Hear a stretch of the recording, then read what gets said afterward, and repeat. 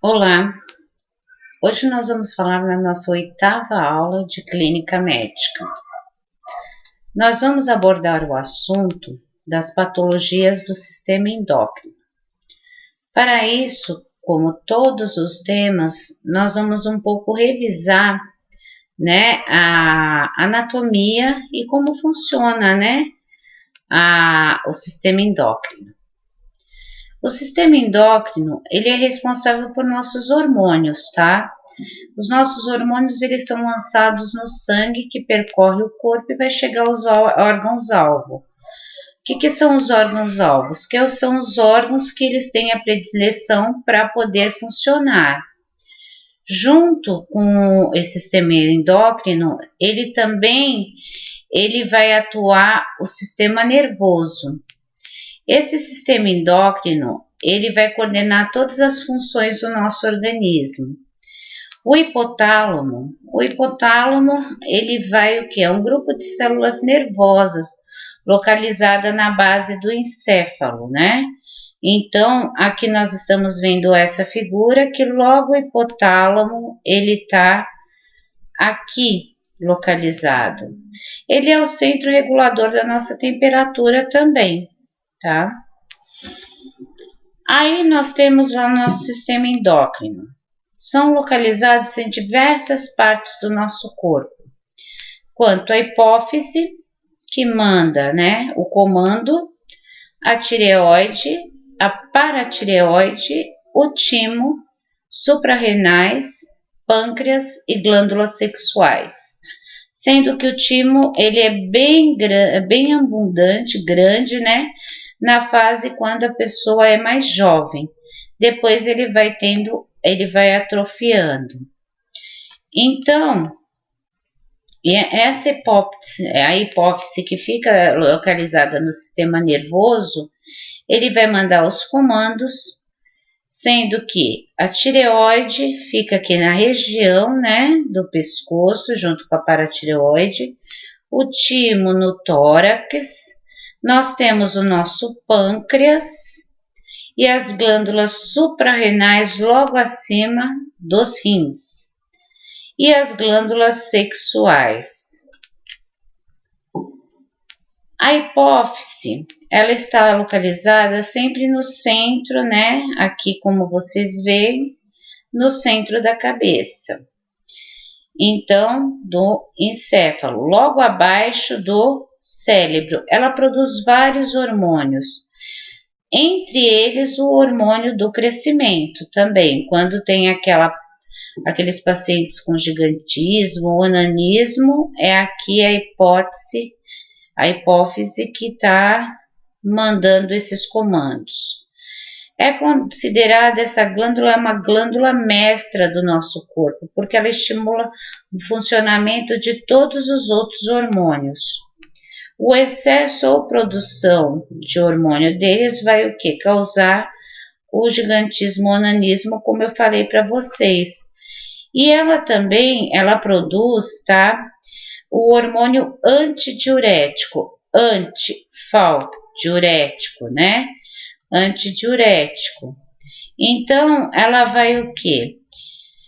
Ela vai economizar água e excreção na urina, porque ela é ela evita com que você tenha uma eliminação de muita água e que vai ter o que? Um quadro de desidratação, tá? Então, ela permite esse corpo economizar essa água e excretar através da urina, esse hormônio antidiurético. A tireoide é localizada no pescoço, produz a tiroxina, que é um hormônio que vai controlar a velocidade do metabolismo celular.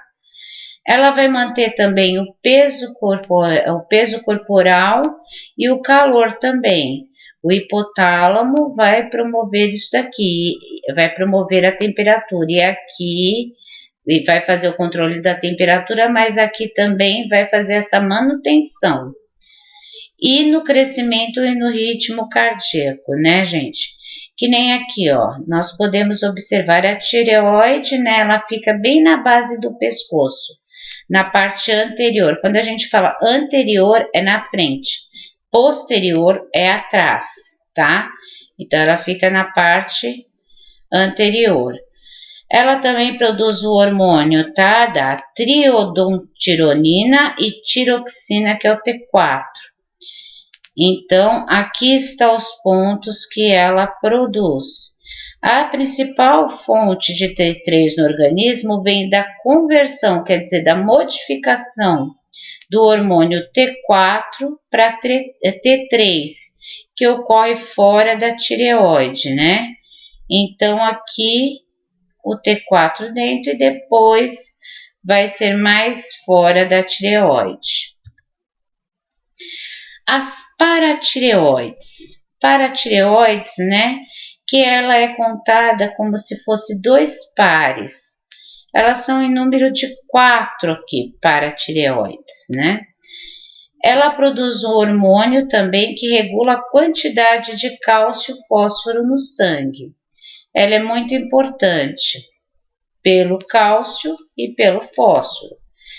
A diminuição desse hormônio, ela pode, principalmente de cálcio no sangue, faz com que os músculos se contraiam violentamente.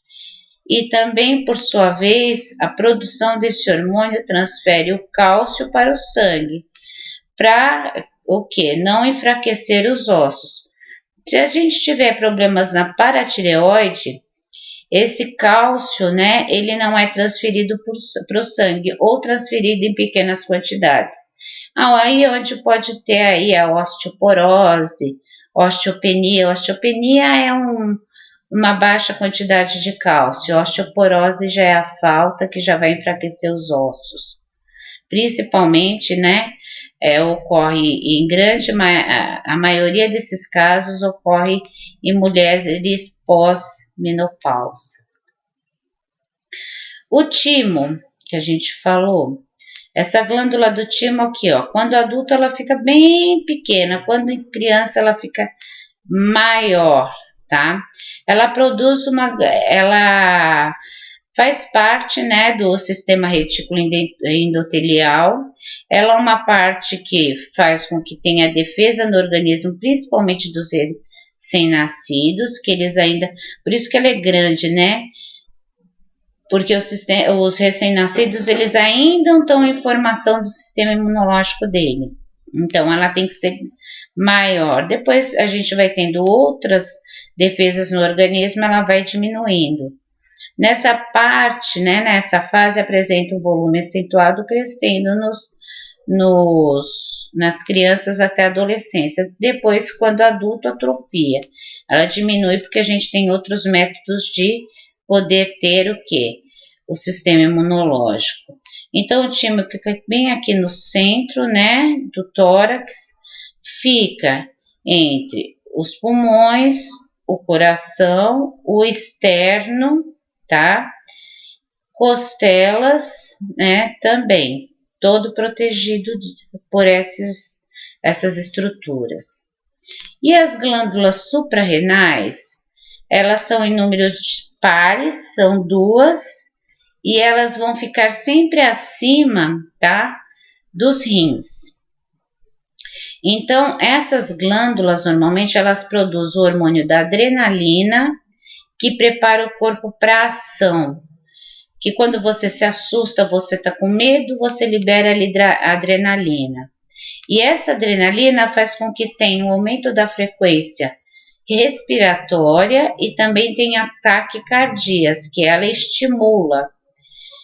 E também da taxa de glicose no sangue, ela pode fornecer a hiperglicemia, hiperaumento da glicemia do açúcar. Promove a contração dos vasos sanguíneos da pele, de modo que o organismo envia mais sangue para o músculo esquelético. Por isso que ficamos pálidos, né, durante o susto e também gelados com medo, porque ela retira o sangue e ele envia, né, os vasos sanguíneos envia o quê? Mais, né, sangue para o músculo, retira ali dos vasos periféricos. Pâncreas. é uma glândula mista. Por que mista, gente? Ela produz hormônios endócrinos e exócrinos, tá? Então, ela produz a insulina e o glucagon. E produz também o suco pancreático, por isso mista, que é lançado no intestino, que vai desempenhar o processo da digestão, como nós vimos lá no digestório. Então, a porção exócrina é fora. São as células acinárias e ductais. E as endócrinas são as células de Langerhans. O que a gente vai saber? Que endócrinas é dentro, exócrinas fora. Pâncreas, as funções. O pâncreas exócrino, pâncreas endócrinos e é devido a essas células. O que vai acontecer? Que ele produz aqui? O hormônio da insulina e o glucagon. Hormônio da insulina. A insulina, quando nós nos alimentamos, o que vai acontecer? Ela é liberada pelo pâncreas para poder pegar toda a parte desse açúcar que tenha na nossa corrente sanguínea em excesso, né? E fique o que? Reservada.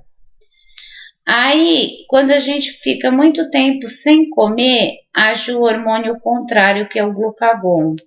Ele retira essa energia, né? Esse glicogênio de dentro das células e manda para a corrente sanguínea. Então, ele faz essa troca para a gente poder sempre estar em homeostase, para poder estar sempre comeu, tem excesso, guarda. Ficou sem comer, vai ter hipoglicemia, leva para o sangue. A insulina é um hormônio hipoglicemiante. Hipoglicemiante que ele tira o açúcar, a glicose da corrente sanguínea e manda, né, para as células para guardar essa energia. E o glucagon é um hormônio hiperglicemiante. Hiper porque ele joga de novo na corrente sanguínea e aumenta a glicose. Essas células ductais da porção aquosa do suco pancreático, né? Elas estão aqui, ó. Essas células ductais, que são as exócrinas. Por que exócrinas? Elas estão fora aqui do pâncreas, né? Elas não estão ali totalmente, né? Então, elas estão exócrinas. E as células acinais também, ela tem a proporção do quê? Do pancreático, né? Que ela vai poder, né? Esse ducto, ele vai o quê? Levar o suco pancreático para ajudar na digestão. Já a porção das células das ilhotas de Langerhans, elas são endócrinas. Essas células aqui, ó, das ilhotas, elas estão o quê? Dentro, né? Por que dentro? Elas estão o quê? Produzindo tanto o hormônio da insulina como do glucagon. Então, elas são umas células, né, endócrinas, essas que possuem a propriedade de controle da nossa glicose no sangue, as ilhotas de Langerhans. Ilhotas porque elas parecem realmente, né, umas ilhotas. E essas que ficam exócrinas, ela não está totalmente do pâncreas, ela está mais ali para próximo ali, né, do ducto. As glândulas sexuais são os ovários e os testículos, também fazem parte do sistema reprodutor feminino como masculino. Os ovários e os testículos são estimulados por hormônios também produzidos pela hipófise.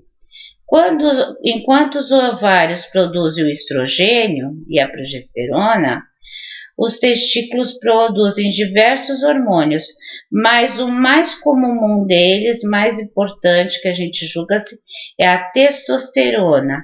A testosterona nada mais é que é responsável pelas características secundárias masculinas, que é a barba, a voz mais grave, os ombros mais volumosos, os pelos mais acentuados no homem. Então, essa é a testosterona, esse hormônio. Aí nós temos nosso sistema endócrino, que é as principais glândulas, né? As gônadas, que é o testículo e ovário, são chamados de gônadas. Na mulher, fica no interior da cavidade pélvica, né? Que é os ovários, né? Que é lá na pelve. Aqui estão os ovários. E aí, ele vai ser produzido o estrógeno e a progesterona. E sofrem também a influência do FSH e LH, que são produzidas pela adenohipófise também. Esses dois hormônios é onde vai ter a formação que o FSH, ele tem a formação do folículo ovariano ou folículo de Graafi. Esse produz o estrógeno, né? Que a gente vai ver aqui os vasos sanguíneos, os folículos de Graafi, né? Que são o quê? Produzidos, né? O FSH. E aí nós temos já o folículo maduro, né? O ovócitos, células foliculares, os ovócitos em terceiro grau, que aí vai ocorrer a ovulação. Se tiver o quê? A fecundação através do espermatozoide, beleza, né? Vai se consolidar ali uma gestação. Se não, depois vai se descamar, ele vai ser liberado e vai menstruar. E o epitélio germinativo, que serve para ajudar na germinação e o corpo lúteo. Quando o aumento do estrógeno ocorre, o aumento da liberação do LH, o qual promove a ovulação e a formação do corpo amarelo lúteo, que irá produzir a progesterona. Quer dizer o que aqui, gente? Que o aumento do estrógeno ocorre quando há liberação do LH, que vai promover o quê? A ovulação. Que, por exemplo, o LH aumenta, aí vem a ovulação. Aí o LH diminui, porque já não foi fecundado, ele vai ser eliminado. Nisso nós temos aqui, tá? Uma demonstração do ciclo menstrual, né, de uma mulher, que é a menstruação, a fase do crescimento, a ovulação, que é justamente na metade do ciclo, né, fase de secreção e menstruação, que não foi fecundado, vai menstruar novamente. Nós temos aqui em dias, né, que normalmente ele vai ter o endotélio sendo eliminado aqui e aqui no final, no começo e no final.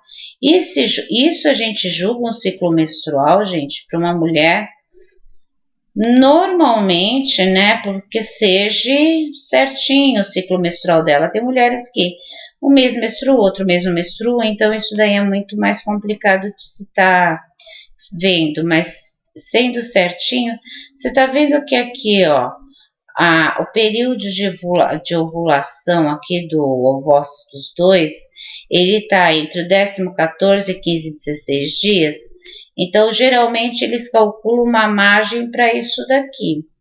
Primeiro, né, nós temos o útero, que tá aqui a camada uterina, né, e os ovários. Nós temos aqui o endométrio que está sendo eliminado. Depois disso, nós vamos ter o quê? O folículo primário, que vai começar a se desenvolver. Porque, na realidade, a mulher, desde quando ela é concebida no útero da mãe, ela já nasce com todos os óvulos dela pronto.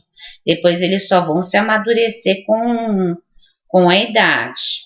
Aí, nós temos o folículo do crescimento, o de Kraft, tá vendo? Ah, foi fecundar, aí vai ser ter aqui a ovulação, que vai liberar o quê? O ovócito, né? Aí liberou o ovócito, aí se nesses dias aqui tiver a fecundação, vai se ter a gravidez. Se não, ele vai começar a ter um corpo amarelo vai começar a degenerar, vai começar o branco, o endotélio sendo eliminado, quer dizer, vai começar a eliminar porque não foi fecundado. Então, normalmente, menstruação, fase de crescimento, ovulação, que é para poder acontecer a gestação, né, para conseguir ter a invasão pelo espermatozoide e a fase de secreção. Então, aqui, ó, quando começa na fase de secreção, o endotélio fica bem espesso, bem vascularizado, porque vai ter que descamar tudo isso daí, ó, para poder vir a menstruação. Já nos homens, nós temos as glândulas sexuais, que é os gametas e hormônios também, né? Nós temos os testículos aqui, que é as gônadas masculina, que produz o espermatozoide, que é o gameta masculino. Produz também andrógenos, que é os gametas masculinos também. Aqui logo vocês veem os testículos. Não confunda testículo com saco escrotal, tá? Saco escrotal é que tem por fora, e testículo é isso daqui por dentro. As veias ficam dilatadas também no cordão espermático e o pênis, tá bom? E as gônadas, como a gente havia falado, o útero, tubas uterinas, né? O ovário. E aqui é o nosso ovário, que é o nossos gametas aqui, tudo o ovário aberto. Principais glândulas endócrinas: a hipófise, que é a mestra, tireoide, paratireoide, suprarrenais, pâncreas, ovários, testículos, glândulas exócrinas, produz secreção externas, a endócrina secreção internas, sudoríparas, salivares, mamárias e sebáceas. Agora, nós vamos entrar um pouco depois que nós vimos um pouco da anatomia, tudo, como que é, quais são, a gente vai entrar um pouco nas patologias da diabetes mellitus. A diabetes mellitus, ela é uma doença caracterizada pelo excesso de açúcar ou glicose no sangue. Ou pode ser também resistência, né, à insulina, devido à atuação ineficaz da insulina. Geralmente pode criar o quê? Antigênicos aqui e essa insulina começar a não fazer o seu efeito desejado. Então, a insulina, né, ela é responsável, tá, para diminuir a glicemia no sangue, como eu falei, ela tem uma ação hipoglicemiante. As causas maiores são fatores genéticos de caráter hereditário. Pode ter o pai e a mãe não pode ter diabetes, mas o avô ou a avó tem e o neto vai ter, tá?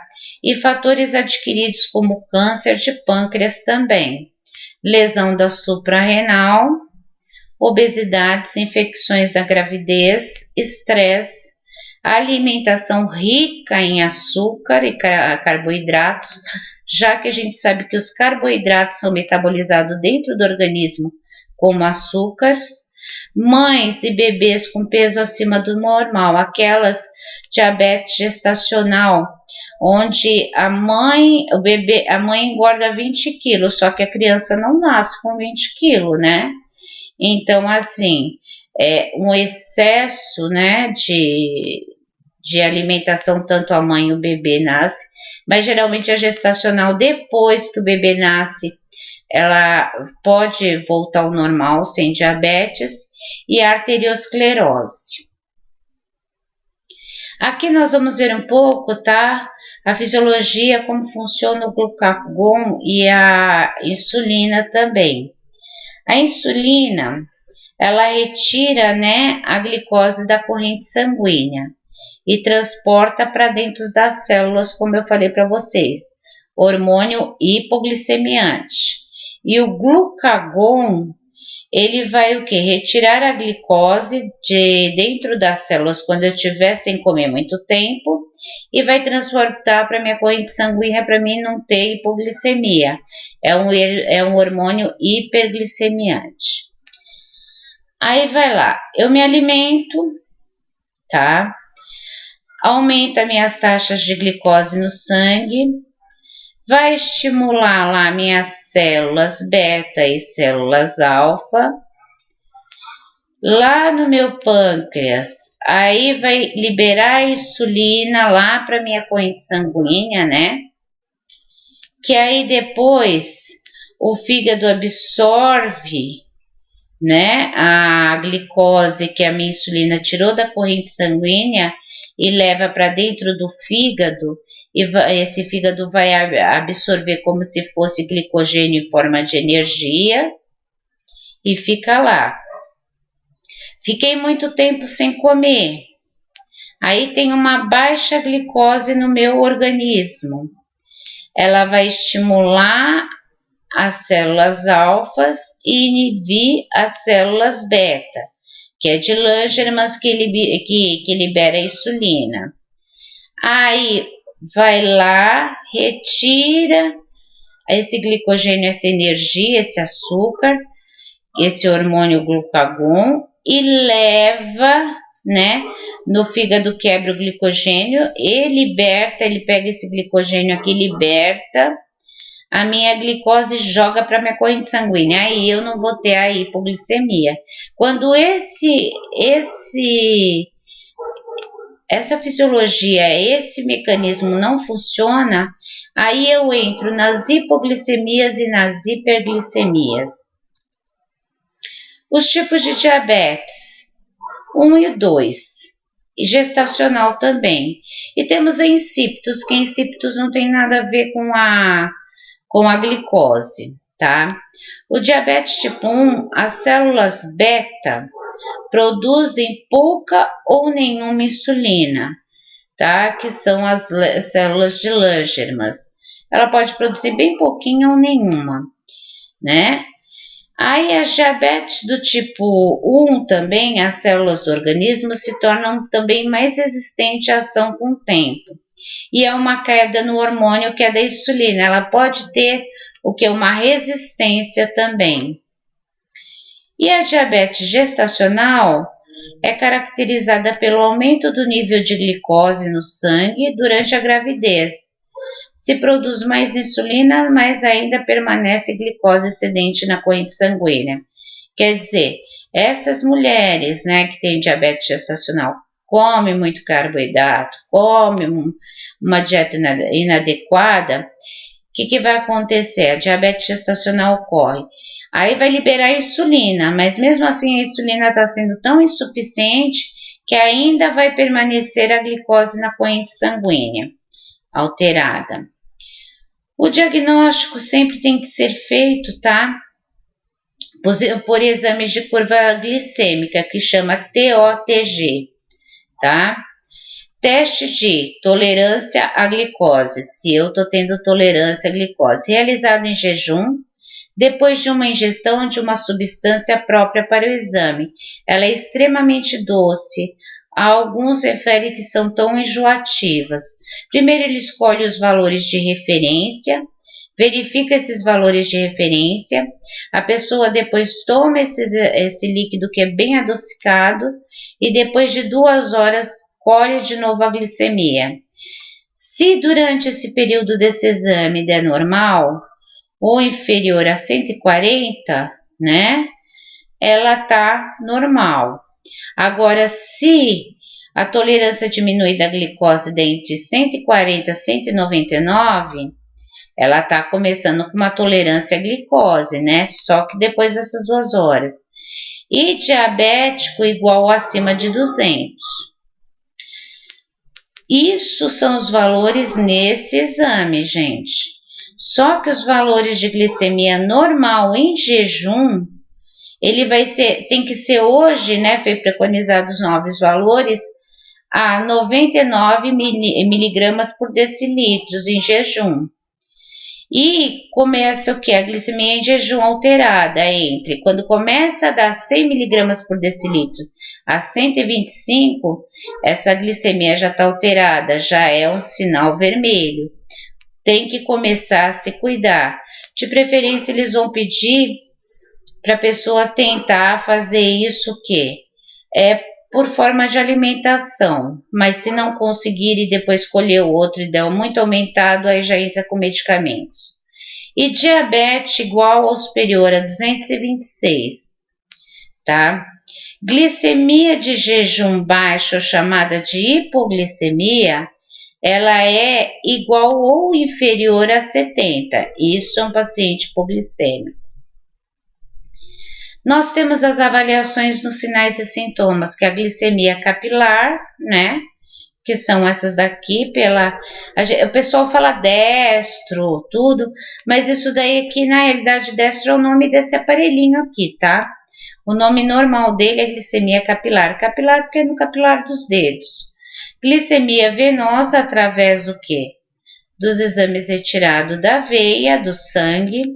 Fitas reagentes de urina, glicosúria, labstiques, diastiques, também tudo nome comercial. Ele é chamado de fitas reagentes na urina. Vai se urinar, ali tem as fitas, aqui nessas fitas contém o quê? Se a glicose está alta, se está com cetonas alta, proteína alta, o quanto que está, né? E é definida por essas cores que dão aqui, tá? E teste de tolerância à glicose por aquele suco bem açucarado. Sinais e sintomas. A juvenil, caquexia, perda de peso bem acentuada sem motivo nenhum.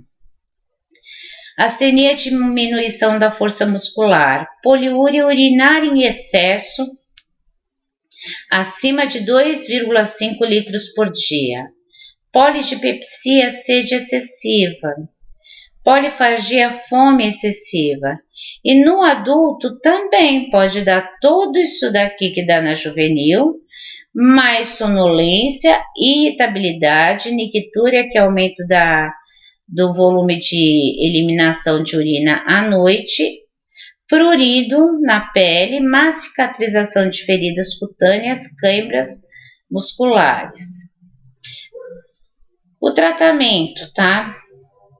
Geralmente, nós podemos fazer, tem alguns tratamentos até novos que estão surgindo agora, mas o tratamento usual que a gente usa, né, é dietas adequadas, ricas em proteínas, mas pobres em hidratos de carbono e gordura.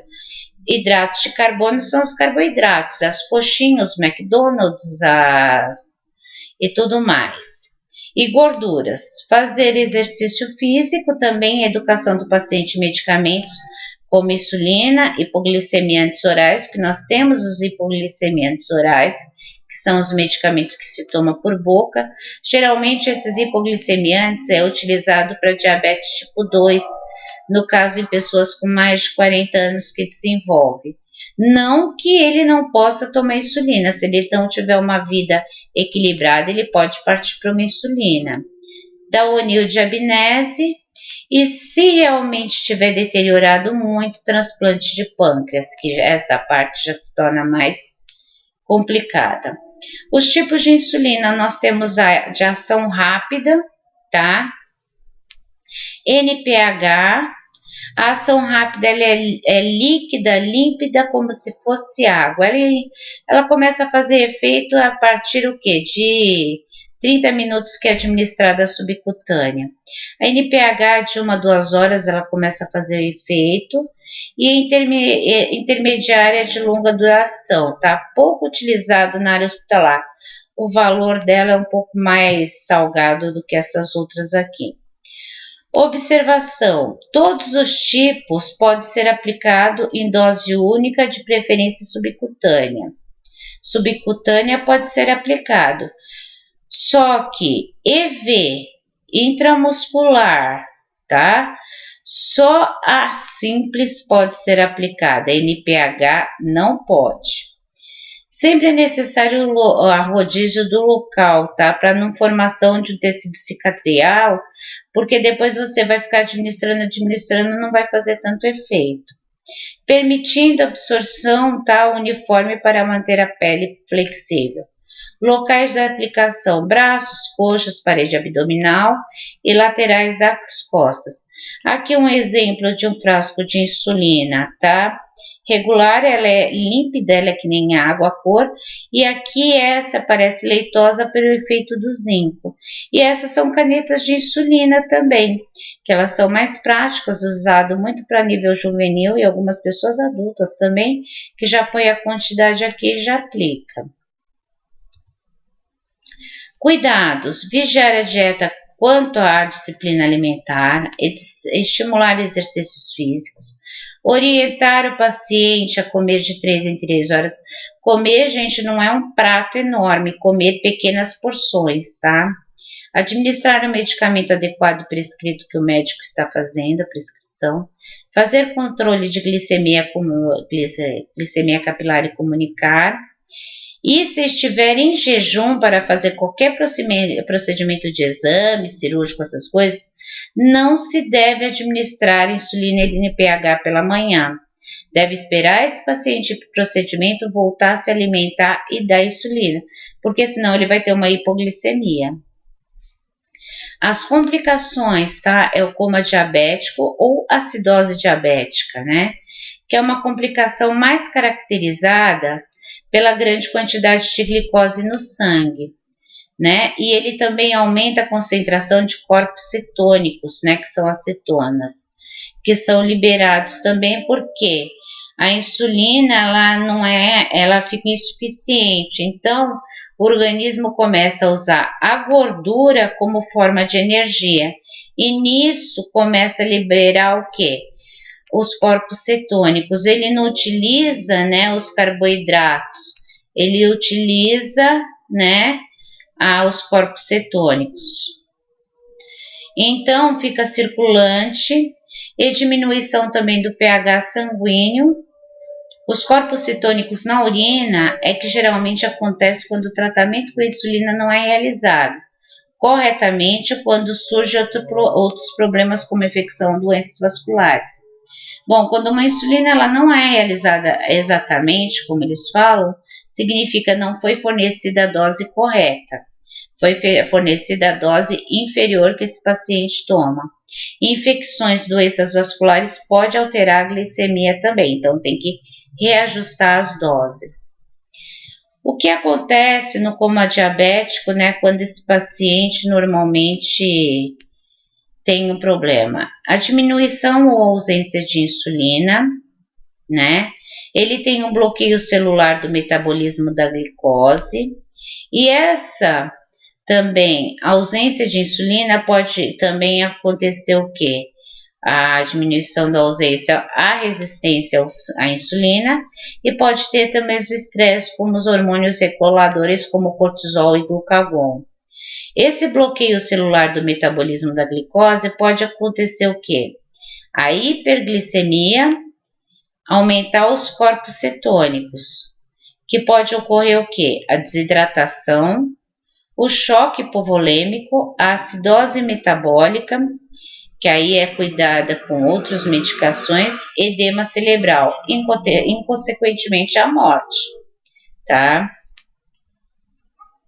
Causas: aplicação insuficiente de insulina, que eu falei, doses menores do que o devido, e ingestão excessiva de alimentos, açúcares, carboidratos, os processos infecciosos. Sinais, sintomas: polidipepsia, cefaleia, poliúria, astenia, hipotensão, hálito cetônico, gente. Parece que a pessoa tem, quando você chega perto da pessoa, ela fala, parece que tem cheiro de maçã cozida. Hiperglicemia, que a glicose é alta no sangue, acima de 100 mg por decilitros, e altos níveis de cetona na urina, que é um sinal que o corpo está utilizando a gordura em vez, tá, de utilizar os carboidratos ou a glicose através da glicogênese que foi feita. Tratamento: hidratação rápida com soro fisiológico, tá? Insulina simples EV com controle de bomba de infusão. Pessoal, aqui, ó, vocês vão observar que nós temos uma bomba de infusão nessa primeira foto aqui. Essa bomba de infusão, normalmente, ela serve para controlar o gotejamento, tá? Então, ela não pode ser utilizada sem essa bomba de infusão e ser um gotejamento aleatório aqui. Existem várias bombas no mercado, eu coloquei essa daqui como um exemplo, tá? Mas sempre os hospitais dão o que? O cursinho para saber mexer nessa bomba. Aqui, né, o paciente, eles podem estar fazendo o quê? O PVC, que é através do quê? Que é aquele que eu falei manual da equipe da coluna de água e pelo transdutor eletrônico. Hipoglicemia acontece quando os valores da glicose no sangue, tá? Eles são inferiores a 70 mg por decilitro. As causas é o uso errado dos remédios para tratar a diabetes também, como a insulina. Aí nesse caso eu aplico mais insulina do que eu deveria. Levando em consideração também a diminuição excessiva dos níveis de glicose no sangue. Consumo de bebidas alcoólicas. A gente já não falou que lá no fígado a gente faz a glicogênese para retirar aquela glicose que está em forma de energia para voltar para o sangue. Se o fígado está comprometido, fica mais complicado. Exercícios físicos exagerados e alimentação insuficiente. Sinais e sintomas são os tremores, lipotímia, tontura, astenia, sudorese e cefaleia, diminuição da acuidade visual, visão embaçada, confusão mental, né, que a pessoa evita que ela pense com clareza, palidez e taquicardias. Quando intensa e prolongada, pode levar essa lesão cerebral e à morte. Tratamento: alimentos, tá, ricos em doces e carboidratos, caso a pessoa esteja consciente. Você não vai dar para uma pessoa comer inconsciente, ela vai broncoaspirar. Medir a glicose após cerca de 15 minutos da ingestão de açúcares. Caso essa pessoa esteja verificado ainda encontre baixo, recomenda-se novamente de 15 a 20 gramas de carboidratos ou glicose até que seja normalizado. E se essa pessoa estiver internada, logicamente, vai ser administrado glicose endovenosa nela para aumentar rapidamente. E também esse tratamento, quando esses diabéticos têm a possibilidade, pode ser feito o quê? Pelo uso do glucagon injetável, que ele é da indústria farmacêutica. Só que ele só pode ser comprado com receita médica e deve ser uma injeção o quê? Ou intramuscular ou subcutânea, aí depende da orientação médica. Arteriosclerose. O que é arteriosclerose? É um tipo menos comum de doença vascular, tá? Ele vai afetar principalmente a camada interna e média das paredes das artérias e arteríolas. Essa doença principalmente ocorre na hipertensão. Se lembra que eu falei para vocês, depósito de colesterol, né, que tem o HDL, o LDL, aí vai depositando aqui nas paredes da artéria. Esse endotélio aqui, endotélio é a capa aqui da artéria, da lúmina da artéria e da parede da artéria. Então ela fica o quê? Mais rígida, ela não tem tanta elasticidade também, a arteriosclerose. Pode-se ter também a retinopatia em paciente diabético ou cegueira, né? Que ele vai o quê? Correr alterações estruturais no nosso vaso sanguíneo da retina. Então, quem tem normalmente a diabetes vai afetar, né, a parte de nervos, né, de retina, vasos sanguíneos. Aqui é uma retina normal, ó, não tem nenhum pontinho, né, de vasos sanguíneos rompidos, nenhuma hemorragia. Já nessa retina aqui, que tem uma retinopatia, as lesões, ó os pontinhos aqui, ó, aparecendo já as hemorragias. E esse é um vítreo, né? Ele é bem delicado, que ele vai transmitir a imagem, então pode causar cegueira. As neuropatias. Neuropatias é o quê? Diminuição da sensibilidade nervosa, né? Que é o quê? A degeneração progressiva dos nervos, diminuindo a sua sensibilidade. Ocorre, tá? Principalmente nos pés. Então, muitas pessoas, o que acontece? Ela vai, se machuca, como diminuiu a sensibilidade dos nervos, teve ali destruiu a parte, né, dos nervos dele progressivamente, não sente mais dor, aí ele vai lá, bate, não sente, aí aquela ferida vai aumentando, primeiro ela se manifesta com uma dormência e queimação, mas depois você não sente mais nada, e vai chegando a essa parte aqui de gangrena. Chegou nessa parte de gangrena, não tem mais jeito, só amputação. Então, cuidado, que a gente chama-se de pé diabético, tá? Cuidado com esses pacientes. Pode dar gota ou artrite gotosa, chamada popularmente reumatismo nos pés também. Ela é uma doença inflamatória que ela acumula ácido úrico no sangue, tá? Então, ela vai acumular no sangue o urato, que quando a gente faz lá os exames de sangue, ele é superior a 6,8. Ela causa muito esse urato aqui, ó, essa concentração de urato, ele vai ocorrer o quê? Geralmente uma deposição aqui, ó, de cristais de ácido úrico. Esses cristais de ácido úrico, ele vai sendo depositado nessas articulações, né? E essa pessoa vai tendo um processo inflamatório. E tendo esse processo inflamatório, geralmente é na falange distal do hallux, né, que é do dedo, né, do dedão aqui popularmente dito. Ele fica dolorido muito ao caminhar, ele fica muito afetado e pode o quê? Ter edema e causar até malformações, e a dor é bem intensa. Causa indicação a ingestão inadequada de medicamentos, exagerados de diurético, abuso de álcool, alimentos exagerados ricos em proteínas como carnes vermelhas, miúdos, frutos do mar, leguminosa, feijão, ervilha e lentilha. Veja bem, gente, é exagerado, né? Não é comum, não é como se come normalmente. Diabetes, obesidade, hipertensão arterial não controlada e arteriosclerose também. Tratamento das crises da gota, tá? Envolve os anti-inflamatórios, primeiro para aliviar a dor e inflamação, ibuprofeno ou naproxeno, e também e essas inflamações também, como eles têm um efeito analgésico e também tem um efeito anti-inflamatório. E outro remédio muito utilizado, tá, como anti-inflamatório para controlar a dor, é a colchicina, que também, tá, ela atua controlando o nível do ácido úrico também. Pode usar os corticoides como prednisolona, que é usado para tratar a dor e inflamação das articulações também.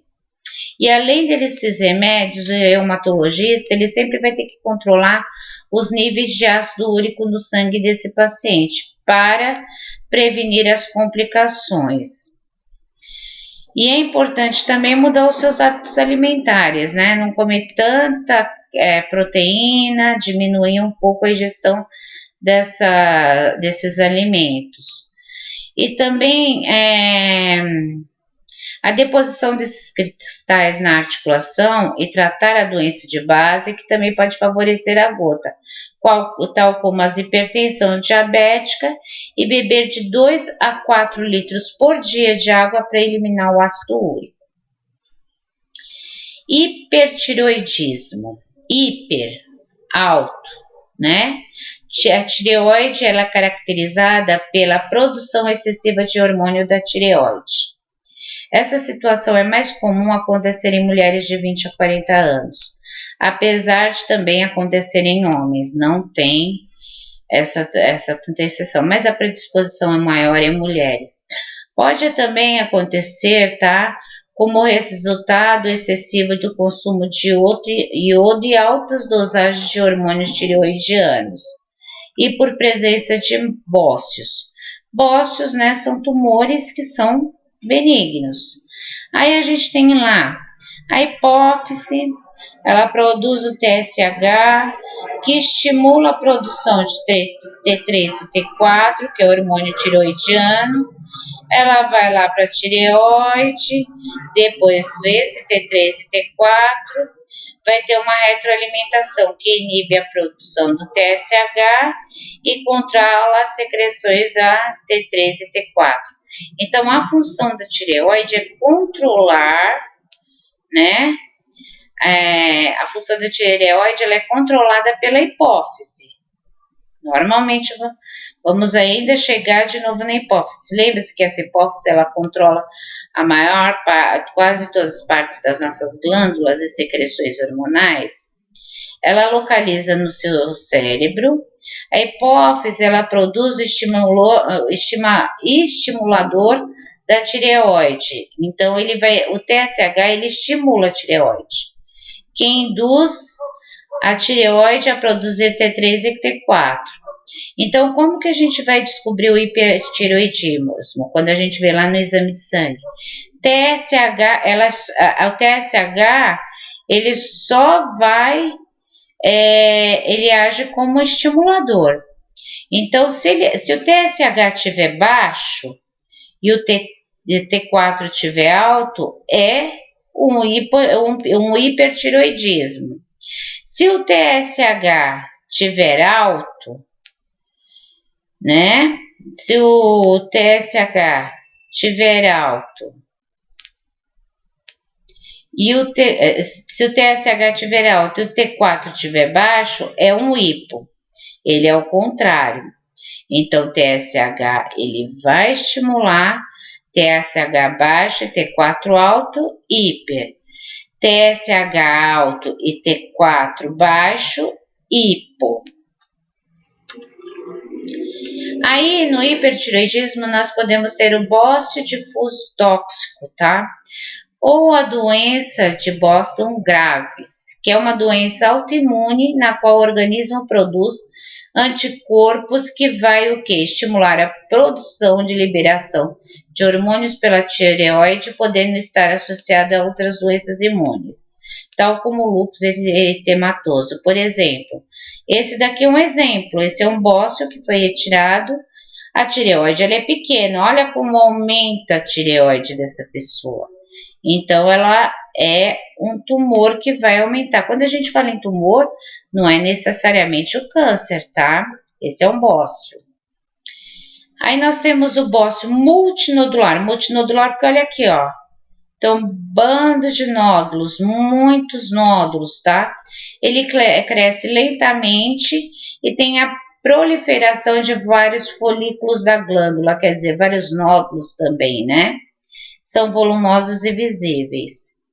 E já os adenomas, ele é um único nódulo da tireoide, ó, tireoide normal, pequenininha, bonitinha, e agora ele vai ter um único nódulo, que geralmente ele vai ter mais de 3 centímetros de diâmetro, também é excesso de hormônios na tireoide. Sinais e sintomas: taquicardia, hipertensão, alteração do ciclo menstrual, infertilidade, insônia, perda de peso, tremores nas mãos, suor excessivo, com pele quente e úmida, porque ataque é tudo aumento, né? Edema, osteoporose devido à perda rápida de cálcio pelos ossos, fome excessiva, aumento do ritmo intestinal, intolerância ao calor, emagrecimento, olhares vivos e brilhantes, Essa pessoa tem uma exoftalmia, né, que é a protusão dos globos oculares com retração da pálpebra, que é aquele olho para fora, unhas e cabelos quebradiços. O diagnóstico sempre é feito laboratorial, tá, por dosagem de TSH, que ele ajuda a estimular, T4 no sangue. Se os valores estiverem o quê? Aumentados, tá? E de T4 estiverem aumentados e TSH reduzido, o paciente é portador de hipertireoidismo. O ultrassom da tireoide pode ser também pela presença de bócios ou dos nódulos, e a biópsia com punção aspirativa. Eles introduzem uma agulha lá na tireoide e colhem o material por uma biópsia aspirativa, para poder também saber a qualidade do tipo de tumor, para ver se não tem nenhuma células neoplásicas, que é o câncer. Pode comprimir o pescoço, dependendo desse bócio aumentar muito, da falta de ar à dispneia, tá? E pode ser também realizada radiografias de tórax ou de mediastina ou de pescoço, se tiver dificuldade. Tratamento: a dose calculada de iodo radioativo, iodo 131, que irá destruir o tecido tireoidiano em excesso, já que a hipertireoide vai fazer com que o tecido tireoidiano cresça em excesso. Então, eles administram o iodo 131, mas todos com cuidados e cautelas, porque ele é radioativo. É como se fosse uma radioterapia, mas é a base de iodo. Beta-bloqueadores para diminuir essa taquicardia, propanolol. Pacientes com bócio multinodular, se for volumoso e apresentar sinais compressivos, o tratamento de escolha é a cirurgia. Mas todo tratamento com hipertireoidismo, primeiro eles vão tentar um tratamento clínico, se não for muito grande, não que tiver comprimindo estruturas. Eles vão usar o quê? O tapazol, para diminuir esse tecido tireoidiano.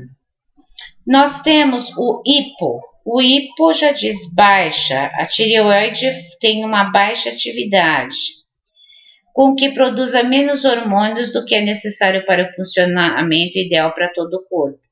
Também comumente em mulheres a partir de 40 anos de idade, mas isso também não quer dizer que não dá em homens, dá em homens.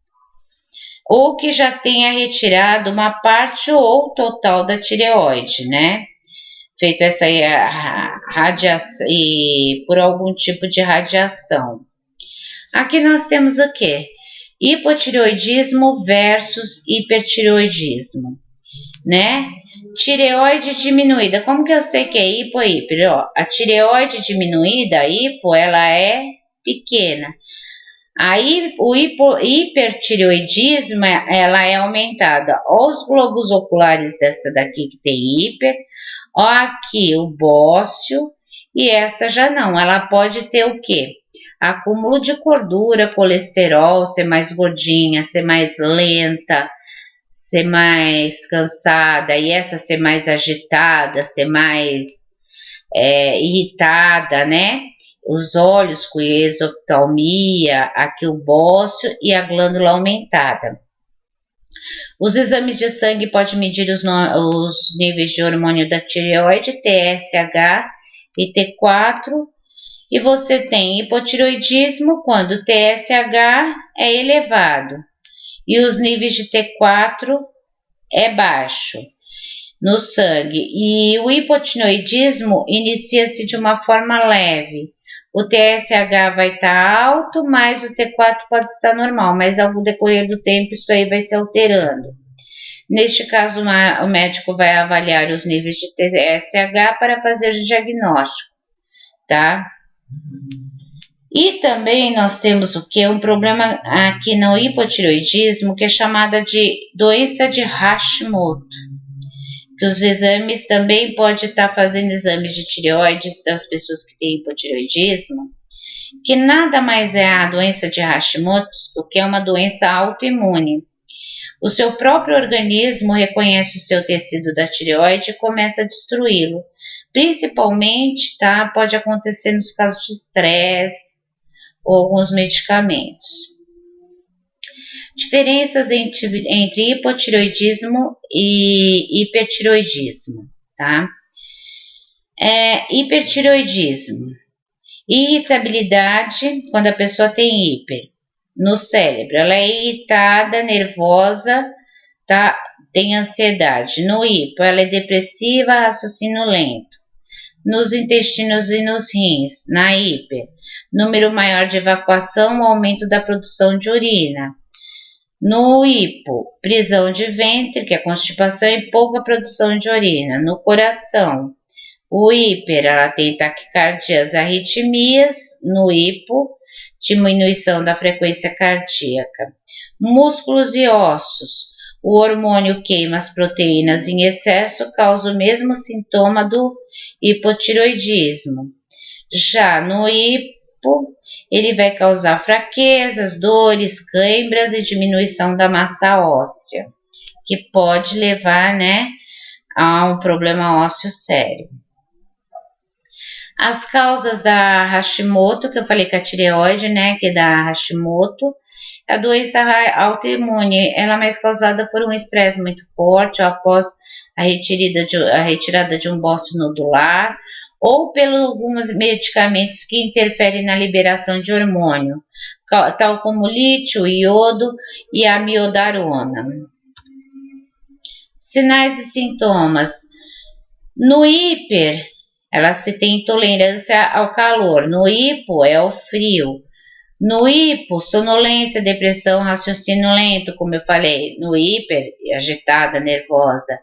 No hipo, constipada. No hiper, intestino começa a evacuar, funcionar melhor. No hipo, edemas extremidades de fase, diminuição do apetite, ganho de peso. No hiper, emagrece. Fraqueza muscular no hipo, cabelos e unhas secos, quebradiços e de crescimento lento, que é quase igual ao hiper. Queda da pálpebra e de cabelos, lá não, já tem uma hipertrofia de ocular, uma esoftalmia, né? E aqui eles vão ter aqui no hipo, né, uma irregularidade menstrual, pode ter sensação das menstruações, que é menorreia, infertilidade e galactorreia, que é o aparecimento de leite nas mamas, fora do período gestacional ou puerperal. Quando a doença tem a causa autoimune, a tireoidite de Hashimoto pode também ocorrer o vitiligo, já que é uma doença autoimune. Os diagnósticos, exames sanguíneos, né, que é o T3, T4, as dosagens, TSH, né, e pode também na Hashimoto buscar também através da pesquisa de anticorpos, né, antimicrossomiais, que também demonstrarão uma causa de doença de Hashimoto. Em pacientes com cirurgia prévia, além dos anticorpos, pode também ser realizada pesquisa do tecido remanescente através de radiografia, ultrassonografia, punções, que eu falei para vocês, e sempre analisar o perfil lipídico dessa pessoa de gorduras, porque o que acontece? Na hipo, ou pode ocorrer uma severa dislipidemia associada com o estado de hipotireoidismo, então ela pode ter problemas cardíacos e vasculares, até o infarto por acumular muita gordura, né? Tratamento, né? No hipo, normalmente vai ser através de drogas, né? A levotiroxina, que é o Puram, T4. As doses são calculadas mais ou menos de 1,6 a 2,2 microgramas por quilo de peso corporal do adulto. Por isso que quando engorda tem que ajustar, quando emagrece tem que ajustar. O controle e tratamento é realizado também da dosagem do TSH, que se deve se manter sempre anormal nos pacientes dislipidêmicos, deve ser monitorizar os níveis de colesterol e triglicéridos. Pessoal, novamente, esse é o nosso vídeo de apoio, hipófise, o que é a função localizada e a divisão, sistema endócrino, como saber se tem diabetes, testes laboratoriais, Conheça as novas tecnologias para diabetes, que agora nós temos também, que vai chegar aqui no Brasil, né? Que você não precisa mais furar o dedo, que vai ser só uma plaquinha que você vê através do celular, tem essa tecnologia aqui. Diabetes, ateroscleroses, retinopatias, neuropatias, importâncias da tireoides, hipertireoidismo, distúrbios da tireoides. Aqui nós vamos ver o que? As atividades para responder no fórum, quais os sinais e sintomas da diabetes, quais as diferenças entre hipertireoidismo e hipotireoidismo, defina o tipo de diabetes, quais os sinais e sintomas do hipotireoidismo, quais os cuidados de enfermagem a serem administrados com pacientes com hiperglicemia. Então, aqui já chegaremos ao final e obrigado.